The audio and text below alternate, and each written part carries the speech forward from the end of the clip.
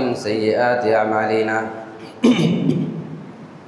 من يهده الله فلا مضل له ومن يضلله فلا هادي له وأشهد أن لا إله إلا الله وحده لا شريك له وأشهد أن محمدا عبده ورسوله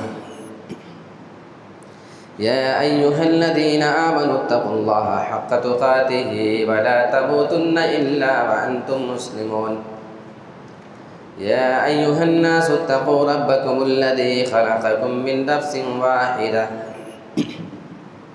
وخلق منها زوجها وبث منهما رجالا كثيرا ونساء واتقوا الله الذي تساءلون به والأرحام إن الله كان عليكم رقيبا يا أيها الذين آمنوا اتقوا الله وقولوا قولا سديدا يصلح لكم أعمالكم ويغفر لكم ذنوبكم ومن يطع الله ورسوله فقد فاز فوزا عظيما أما بعد فإن خير الحديث كتاب الله وخير الهدي هدي محمد صلى الله عليه وسلم وشر الأمور محدثاتها وكل محدثة بدعة وكل بدعة ضلالة وكل ضلالة في النار أعوذ بالله من الشيطان الرجيم بسم الله الرحمن الرحيم استغفروا ربكم إنه كان غفارا يرسل السماء عليكم مدرارا ويمددكم بأموال وبنين ويجعل لكم جنات ويجعل لكم أنهارا तमाम किस्म की तारीफ़ उस अल्लाह रब्बुल आलमीन के लिए लायक़ सज़ावार है जिसने हम तमाम इंसानों को ज़िंदगी में नेकियां करने का मौका इनायत फरमाया है और हमारी ज़िंदगी में जो कुछ गुनाह और ख़ताएँ हमसे हो जाएं उनको माफ़ करवाने का भी अल्लाह रब्बुल आलमीन ने हमें मौका दिया है। ये अल्लाह का बहुत बड़ा एहसान है कि उसने हमें गुनाह के बाद माफ़ी मांगने का मौका दिया और बाकायदा अल्लाह रब्बुल आलमीन ख़ुद कह रहा है कि तुम गुनाह होने के बाद मुझसे माफ़ी मांगा करो। कोई बंदा अपने आप को गुनाहों से पाक न समझे बल्कि अल्लाह के नबी सल्लल्लाहु अलैहि वसल्लम की जो हदीस हमें बताती है कुल्लु बनी आदम खत्ताउन व खैरुल खत्ताईन अत्तवाबून, हर इंसान गुनहगार है, ख़ताकार है, लेकिन इन गुनहगारों में सबसे बेहतरीन गुनहगार वो है जो सबसे ज़्यादा अल्लाह से तौबा करने वाला हो। तो गुनहगार तो सब हैं, हमें अच्छा गुनहगार बनना है। अच्छा गुनहगार कौन है? जो जितना ही अल्लाह ताला से तौबा करने वाला है वही अल्लाह की नज़र में अच्छा गुनहगार है। अल्लाह ताला की माफ़ी का आप अंदाज़ा लगाएं कि अल्लाह कैसे कैसे माफ़ कर सकता है।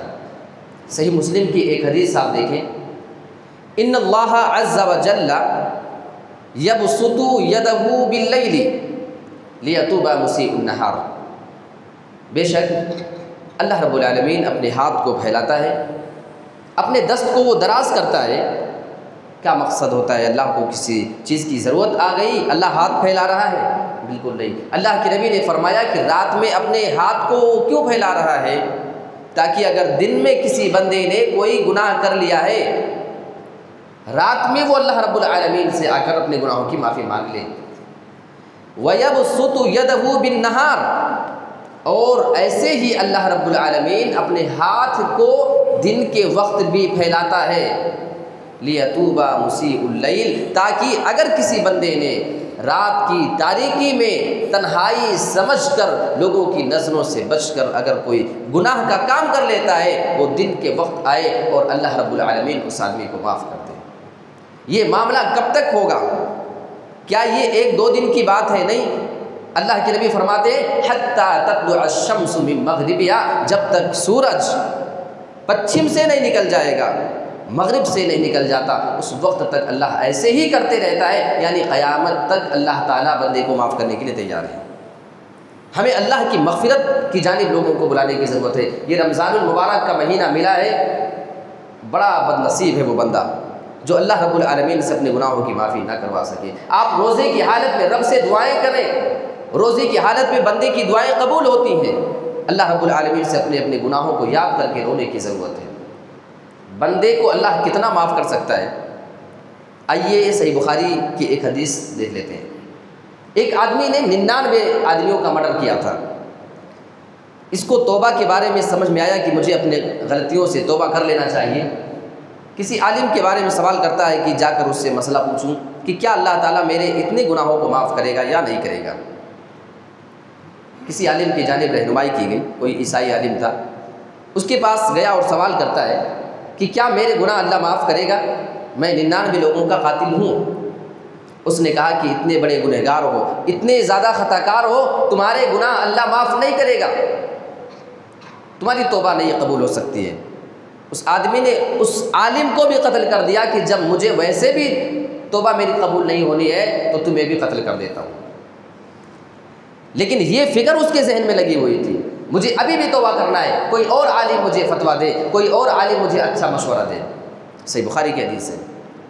एक आलिम की जानिब उसकी रहनुमाई की गई, जाता है सवाल करता है कि ऐसा ऐसा मामला है, मैंने 100 आदमियों का कत्ल किया है, तो क्या मेरी तौबा अल्लाह के नज़दीक कबूल होगी या नहीं। वो आलिम जवाब देता है कि तुम्हारी तौबा के दरमियान और रब की मग़फ़िरत के दरमियान कौन सी चीज़ रुकावट डाल सकती है। बिल्कुल अगर तुम तौबा करो तो अल्लाह तुम्हारी तौबा कबूल कर सकता है।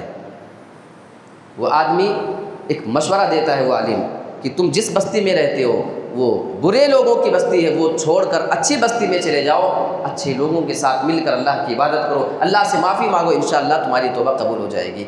अभी इसने माफ़ी मांगा नहीं है, अभी ये इरादा करके सिर्फ बुरी बस्ती से निकला है और बीच में जब पहुंचता है नेक और बुरी बस्ती के बीच में इस आदमी का इंतकाल होता है। इंतकाल हुआ, उसके बाद में इसकी रूह को लेकर जाने के लिए 2 फरिश्ते हाजिर होते हैं। अजाब वाले फरिश्ते इधर आए, जहन्नमी आदमी है, हम लेकर जाएंगे। रहमत वाले फरिश्ते उधर आए, नहीं ये बंदा तो तौबा करने जा रहा था, अल्लाह का हुक्म है कि ये जन्नत में जाएगा। दोनों आपस में बहस कर रहे हैं। अल्लाह रब्बुल आलमीन ने एक तीसरे फरिश्ते को इंसान की शक्ल में भेजा, जाओ फैसला कर दो। आकर जो फैसला करता है, क़ीसू मा बैनल अर्ज़ैन, दोनों ज़मीनों की डिस्टेंस को नाप लो, जो दूरी है नेक और बुरी बस्ती की, बीच में जहाँ मरा है, जिसके फ़इला अय्यतिहिमा काना अदना फ़हुवा लहू, जिस बस्ती के वो करीब निकलेगा उसी हिसाब से इसके हक़ में फ़ैसला होगा। नेक बस्ती के करीब है तो जन्नती, बुरी बस्ती के करीब है तो जहन्नमी। सही मुस्लिम की हदीस में एक लफ्ज़ का इजाफ़ा है कि अल्लाह ताला ने नेक बस्ती को हुक्म दिया कि थोड़ा सा करीब आ जा, और बुरी बस्ती को हुक्म दिया कि थोड़ा सा दूर हो जा, ताकि मेरा बंदा जन्नत में जा सके। नापा गया, नेक बस्ती के ज़्यादा करीब निकला, अल्लाह रब्बुल आलमीन ने उस आदमी को जन्नत में दाखिल कर दिया। ये अल्लाह की मग़फ़िरत है।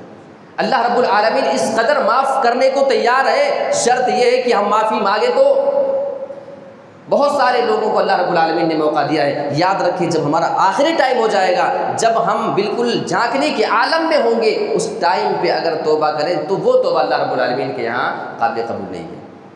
और क़यामत के टाइम जब सूरज पश्चिम से निकल जाएगा, उस टाइम पे इंसान अगर तौबा करे तो तौबा काबिल कबूल नहीं है। आइए अल्लाह रब्बुल आलमीन की मग़फ़िरत की एक और झलक देखते हैं। कुरान मजीद की आयत करीमा उठाएं, सूरह निसा की।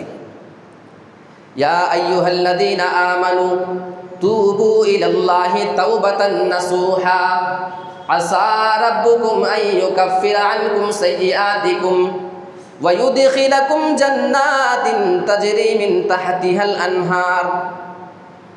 ऐ ईमान वालो, तुम अल्लाह रब्बुल आलमीन से तौबा किया करो, अपने गुनाहों की माफ़ी मांगा करो। बहुत ज़्यादा मुमकिन है कि अल्लाह तुम्हारे गुनाहों को माफ़ फरमा दे, और तुम्हारे गुनाहों को माफ़ करने के साथ साथ तुम्हें फिर ऐसी जन्नतों के अंदर दाखिल कर देगा जिसके नीचे से नहरें जारी हैं। यानी अल्लाह गुनाह भी माफ़ करेगा और गुनाह माफ़ करने के साथ साथ अल्लाह तुम्हें जन्नत भी नसीब फरमाएगा। कब? अगर तुम अपने गुनाहों की माफ़ी मांग लिया करो तब। आज इंसान से अगर गलती करने के बाद आप माफ़ी मांगने जाएं तो इंसान आपसे नाराज़ होता है, आपको वापस कर सकता है, हम तुमसे नाराज़ हैं, तुम्हारी गलती नहीं माफ़ करेंगे। लेकिन रब का ये मामला नहीं है। बड़े से बड़े जालिम, बड़े से बड़े अल्लाह के नाफरमान ने जब अल्लाह से तौबा किया तो अल्लाह ने उनकी गलतियों को माफ़ किया है। एक बंदा था, बड़ा गुनहगार आदमी था, हमेशा अल्लाह की नाफरमानियाँ करने वाला। सही बुखारी की हदीस है। उस आदमी के इंतकाल का वक्त करीब आता है। वो आदमी अपने बच्चों को अपने पास बुला करके एक नसीहत करता है, अरे मेरे बेटो, जब मैं मर जाऊँगा तो मुझे तुम जला देना, और मुझे जलाने के बाद मेरी राख को आधा तुम समंदर में आधा हवा में बिखेर देना। क्योंकि अगर अल्लाह रब्बुल आलमीन ने मुझे दोबारा ज़िंदा कर दिया तो मुझे ये डर है कि कहीं वो मुझे अजाब ना दे दे, मुझे बहुत सख्त अजाब वो दे सकता है। मरने के बाद उसकी वसीयत के मुताबिक ये मामला हो जाता है, उसकी जिस्म को जलाने के बाद उसकी राख को बिखेर दिया जाता है। सही बुखारी की हदीस है। अल्लाह रब्बुल आलमीन ने हवाओं को हुक्म दिया, उसकी तमाम राख को इकट्ठा करने के बाद अल्लाह ने उसको दोबारा ज़िंदा किया। और अल्लाह उससे जो सवाल करता है, लिमा फालता हाजा, अये मेरे बंदे, तूने ये गुनाह का काम क्यों किया था? तूने अपने बंदों को, अपने बेटों को ये आर्डर क्यों किया था कि तेरे मरने के बाद तुझे जला डालें, तेरी राह को हवाओं में समंदर में डाल दें? वो बंदा जवाब देता है, मिन खशियतिका या रब्बी व अंता आलम, अये मेरे परवरदिगार, मैंने ये काम तेरे डर की वजह से किया था। व अंता आलम, और ये बात वो अच्छे से जानता है, मुझसे भी बेहतरीन अच्छे से जानता है। उसके इस जवाब की वजह से कि मेरे डर की वजह से जा मैंने तुझे जन्नत के अंदर दाखिल कर दिया। ये रब की मग़फ़िरत है कि अगर कोई रब से डर जाए तो अल्लाह रब्बुल आलमीन को उसकी अदा भी पसंद आती है। लेकिन आज हम जरी हैं, आज हम गुनाह करके भी धड़ल्ले के साथ उस पर जो है आमादा रहते हैं। गुनाहों की माफ़ी का एक सिस्टम आप समझ लें। आपने कोई गुनाह किया है, आप माफ़ी मांग चुके हैं, एक तराजू है, एक पैमाना है जिस पे रख करके आप नाप सकते हैं कि मेरी तौबा सच्ची थी या सच्ची नहीं थी। जो गुनाह आपने किया हो, आपको गुनाह करते हुए जो लज्जत महसूस हुई होगी, आपने माफ़ी मांग ली, आपको कैसे पता चले कि हमारी तौबा सच्ची है या नहीं? तो उस गुनाह को जब भी आप ज़िंदगी में याद करते हैं, अगर उस गुनाह को याद करने के बाद आप दिल में लज्जत महसूस करते हैं, उसकी चाशनी और वो लज्जत जो आपको मिल रही थी, सोचकर अगर आप खुश होते हैं वो गुनाह को, आप समझ लें आपकी तौबा सच्ची नहीं थी और आपकी तौबा में कमी थी। दोबारा आपको तौबा करने की ज़रूरत है। एक तिरमिज़ी की हदीस सुनाओ, अल्लामा अलबानी रहमतुल्लाह अलैह ने इसको सही करार दिया है। मतलब अल्लाह कितना माफ़ कर सकता है इसका आप अंदाज़ा भी नहीं लगा सकते। अल्लाह रब्बुल आलमीन फरमाता है, हदीस कुदसी है, अय इब्ने आदम, अगर तू सिर्फ मुझे ही पुकारता रहे, अपनी तमाम उम्मीदें तो मुझसे ही लगा करके रखे, तू मेरे साथ किसी को भी शरीक ना बनाए, मेरा किसी को साझेदार ना बनाए, बस शिरक नहीं करना, उसके अलावा तो जो गुनाह भी करके मेरे पास आएगा, मैं तेरे तमाम के तमाम गुनाहों को माफ़ करने के लिए तैयार हूँ। और इतना ही नहीं, बल्कि अल्लाह रब्बुल आलमीन आगे जो इरशाद फरमाता है, ऐ मेरे बंदे, अगर तेरे गुनाह पूरी ज़मीन के बराबर पहुँच जाए, तो दुनिया में इतने ज़्यादा गुनाह करके मेरे पास आता है कि सारी ज़मीन तेरे गुनाहों से भर जाए, और तू मेरे पास आता है, अगर तुम उससे माफ़ी मांग लेता है तो मैं तेरे तमाम गुनाहों को माफ़ करने के लिए तैयार हूँ। और ऐ मेरे बंदे, अगर तेरे गुनाह ज़मीन से लेकर आसमान तक भी पहुंच जाया करे, तूने इतना गुनाह का काम कर लिया है, और तू अगर मुझसे माफ़ी मांग लेता, मुझसे तौबा कर लेता है, और तू मेरे साथ अगर किसी को शरीक नहीं बनाया, तो मैं तेरे तमाम गुनाहों को माफ़ करके तुझे जन्नत में दाखिल करने को तैयार हूँ। ये रब की मग़फ़िरत है। सही हदीस है, तिरमिज़ी की हदीस, अल्लामा अलबानी रहमतुल्लाह अलैह ने इसको सही करार दिया है। अब हम ज़रा अंदाज़ा लगाएं कि हम अल्लाह रब्बुल आलमीन से कितनी माफ़ी मांगते हैं। हम माफ़ी मांगते तो हैं, हमारी माफ़ी में भी एक चीज़ है, हम सही माफ़ी अल्लाह से नहीं मांगते। अल्लाह ने फरमाया तौबतन नसूहा, अल्लाह से जो माफ़ी मांगना तो खालिस माफ़ी मांगना। एक बार जिस गुनाह से माफ़ी मांग लिया, दोबारा उस गुनाह को ना करने का इरादा करे, इस इरादे से आप अल्लाह रब्बुल आलमीन से माफ़ी मांगा करें। एक मरतबा इमाम हसन बसरी रहमतुल्लाह अलैह के पास 4 किस्म के लोग आए। चारों ने आकर अलग अलग शिकायत किया हमें ये दिक्कत है, आप इसका हल बताएं। एक आदमी उसमें से था, उसने कहा कि देखो हमारे यहाँ मालों की कमी है, माल हमारे यहाँ नहीं है। किसी ने आके कहा हमारे यहाँ औलाद की कमी है। किसी ने आकर के कहा कि कहत साली बहुत ज़्यादा है, बारिश नाजिल नहीं हो रही है, कोई हमें इलाज बताएं। किसी ने आकर के कहा कि हमारी फसलें नहीं पैदा हो रही हैं, हमको कोई इलाज बताएं। इन चारों का मामला सुनने के बाद इमाम हसन बसरी रहमतुल्लाह अलैह ने चारों को एक ही जवाब दिया, मैं तुम्हें ये हुक्म देता हूँ कि अल्लाह रब्बुल आलमीन से जाकर इस्तिग़फ़ार करो, अपने गुनाहों की माफ़ी मांग लो। जो उनके आसपास बैठे भी लोग थे सवाल करते हैं, आपके पास 4 अलग अलग किस्म के लोग आए थे, चारों ने अलग अलग मामला पेश किया था, आपने सभी को एक ही जवाब दे करके वापस कर दिया, ये क्या मामला है, हमारी समझ में नहीं आया। सभी अल्लाह से माफ़ी मांगे तो सारा मामला कैसे हल हो जाएगा। वो जवाब देते कि मेरे भाइयों, मैंने ये जवाब अपनी जानिब से नहीं दिया है, बल्कि कुरान मजीद के अंदर अल्लाह रब्बुल आलमीन खुद इसके बारे में बयान फरमा रहा है, इस्तग़फ़िरू रब्बकुम इन्नहु काना गफ़्फ़ारा। ऐ मेरे बंदो, तुम अल्लाह रब्बुल आलमीन से माफ़ी मांगो, तौबा कर लिया करो। इन्नहु काना गफ़्फ़ारा, वो बहुत ही ज़्यादा गुनाहों को माफ़ करने वाला है। युरसिलिस समाअ अलैकुम मिदरारा, जब तुम अपने गुनाहों की माफ़ी रब से मांगोगे, वो आसमान से तुम्हारे लिए मूसलाधार बारिश नाजिल कर देगा। वयुमदिदकुम बिअमवालिन व बनीन, और वो तुम्हारी मदद करेगा औलाद दे करके, माल दे करके। वयजअल लकुम जन्नातिन वयजअल लकुम अनहारा, और वो तुम्हारे लिए बागात भी निकाल देगा, नहरें भी निकाल देगा। तो तमाम परेशानियों का हल तो अल्लाह ने तौबा में रखा है। अपने गुनाहों की माफ़ी मांगे और अल्लाह रब्बुल आलमीन की रहमत देखिए कि किस तरीके से अल्लाह ताला हम तमाम लोगों के गुनाहों को माफ़ करने को तैयार है। अच्छा, ये जो तौबा है ना हमारी ज़िंदगी में, इसकी वैल्यू क्या है मैं आपको बताऊं। एक मिसाल देता हूं। जैसे एक टेबल आप सामने रखें और उस पर कांच का गिलास रख दें और एक बंदा उसको हाथ से धक्के दे बराबर मुसलसल, तो एक टाइम आएगा कि वो नीचे गिर करके टूट जाएगा। तो गुनाह हमारी ज़िंदगी में हमें ऐसे ही जहन्नम की जानिब धक्का देना चाहता है, हमें वो गुनाह जहन्नम में धीरे धीरे गिराना चाहता है।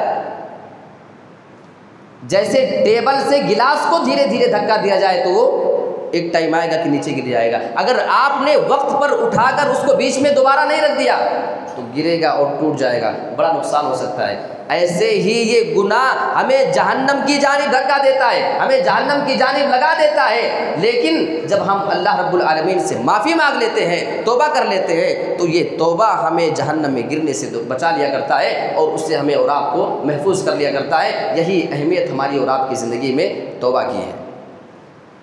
अच्छा, अल्लाह रब्बुल आलमीन जो बंदों पर इतना ज़्यादा मेहरबान हो, वो अल्लाह रब्बुल आलमीन बंदों को अज़ाब देना नहीं चाहता है। और अल्लाह रब्बुल आलमीन की रहमत का आप अंदाज़ा लगाएं कि एक जंग में बहुत सारे कैदियों को गिरफ्तार करके लाया गया। एक औरत थी जिसका दूध पीता बच्चा बेचारा कहीं पे तलाश कर रही थी, गुम हो गया, मिल नहीं रहा था। वो औरत अपने बच्चे की मोहब्बत में इतनी ज़्यादा पागल नज़र आ रही है, वो जिस भी बच्चे को पाती उसको उठा करके अपने सीने से लगा करके दूध पिलाने लगती थी। अल्लाह के नबी जनाब मुहम्मदुर रसूलुल्लाह ने ये मंजर अपनी आंखों से देख लिया। आपने सवाल कर लिया, मेरे प्यारे साथियों, क्या तुम्हें ये उम्मीद है, क्या तुम ये तसव्वुर कर सकते हो कि ये औरत अपने बच्चे को अपने हाथ से आग में डाल सकती है? सहाबा ने कहा, अल्लाह के नबी, ऐसा कभी हो ही नहीं सकता है। भले ये औरत उसको आग में डालने की ताकत रखती लेकिन डालेगी नहीं। तब अल्लाह के नबी जनाब मुहम्मदुर रसूलुल्लाह अल्लाह रब्बुल आलमीन के रहमत के बारे में अपने सहाबा को बताते हैं, ऐ मेरे प्यारे सहाबा, तुम इस औरत के बारे में जितनी मोहब्बत उसके बच्चे के लिए देख रहे हो, अल्लाह रब्बुल आलमीन अल्लाहु अरहमु बिइबादिही मिन हादिही लिवलदिहा, ये औरत अपने बच्चे के लिए जितनी मोहब्बत दिखा रही है, अल्लाह रब्बुल आलमीन तो इससे कहीं ज़्यादा मोहब्बत करने वाला अपने बंदों से। अच्छा, लेकिन एक मसला और है। हमारे यहाँ लोग सोचते हैं कि ये बंदा अगर नेक है ना तो इससे गुनाह नहीं होगा। ये आपसे किसने कह दिया? नेक आदमी है तो गुनाह नहीं होगा? मैं आपको बताऊं, सहाबा से कितने बड़े बड़े गुनाह हुए। हज़रत माइज़ बिन मालिक असलमी रज़ी अल्लाह ताला अन्हु सहाबी हैं, अल्लाह के नबी के पास आए थे, अल्लाह के नबी मुझसे ज़िना हो गया है। अल्लाह के नबी ने उनको रजम का हुक्म दिया, पत्थर से मार करके उनको कत्ल कर दिया जाता है। एक और औरत कुछ दिनों के बाद आई, कहने लगी अल्लाह के नबी आप मुझे भी जो है पाक कर दीजिए, मैंने भी वही गुनाह कर लिया है।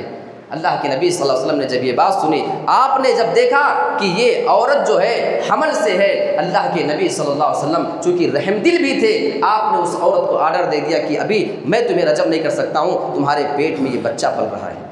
अब आप अंदाज़ा लगाएं हमारी शरीयत इंसानियत के तहफ़्फ़ुज़ का कितना हामिल है कि वो हराम का बच्चा पेट में था, अल्लाह के नबी ने उस माँ के साथ बच्चे को मारना गवारा नहीं किया। अल्लाह के नबी हुक्म देते कि जाओ जब हमल हो जाए, जब बच्चा पैदा हो जाए मेरे पास आना, तुमको मैं सज़ा दे दूँगा। वो औरत कुछ महीनों के लिए जाती है, अल्लाह के नबी ने उसके साथ कोई दारोगा कोई सिपाही नहीं भेजा था। उस औरत को अल्लाह का डर था कि दुनिया में मुझे इस गुनाह का हिसाब कर लेना है, क़यामत के दिन इसकी सज़ा को बर्दाश्त करने की मुझ में ताकत नहीं। जब बच्चा पैदा हो जाता है, अल्लाह के नबी के पास एक मासूम से बच्चे को लेकर के आती है, आपके पास दे दिया। अल्लाह के नबी आपने जो कहा था बच्चा तो पैदा हो चुका है, अब मैं ये चाहती हूँ कि मुझे पत्थरों से मार करके रजम कर दिया जाए।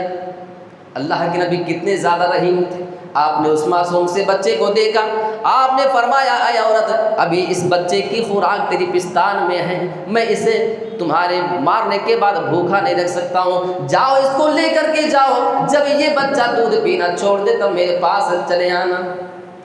औरत जाती है, कुछ महीने के बाद वापस आती है, वो अपने बच्चे के हाथ में रोटी का एक टुकड़ा भी थमा दी ताकि अल्लाह के नबी को ये लगे कि बच्चा तो खाने के लायक हो चुका है। अल्लाह के नबी ये बच्चा खा पी सकता है, अब आप मुझे सज़ा सुना दीजिए। अल्लाह के नबी के पास अब कोई बहाना नहीं रहा, आपने उस औरत के बारे में रजम का फैसला कर दिया और उस बच्चे को किसी दूसरे आदमी के हवाले कर दिया। ये हमारी शरीयत है। आज बहुत सारे लोग हमारी शरीयत के ऊपर कीचड़ उछालने की कोशिश करते हैं। हमारी शरीयत तो वो है कि अगर किसी के पेट में हराम का बच्चा है उसको भी कत्ल करने की इजाज़त नहीं है। और आज आप देखें कितने ऐसे लड़के और लड़कियां अपने हमल को साकित करवाते फिर रहे हैं। मेरे प्यारे साथियों, जब अल्लाह के नबी ने उस औरत के बारे में ये फैसला कर दिया, उसको रजम कर दिया जाता है, हज़रत खालिद बिन वलीद वहाँ पे मौजूद थे, उन्होंने भी उस औरत को पत्थर मारे।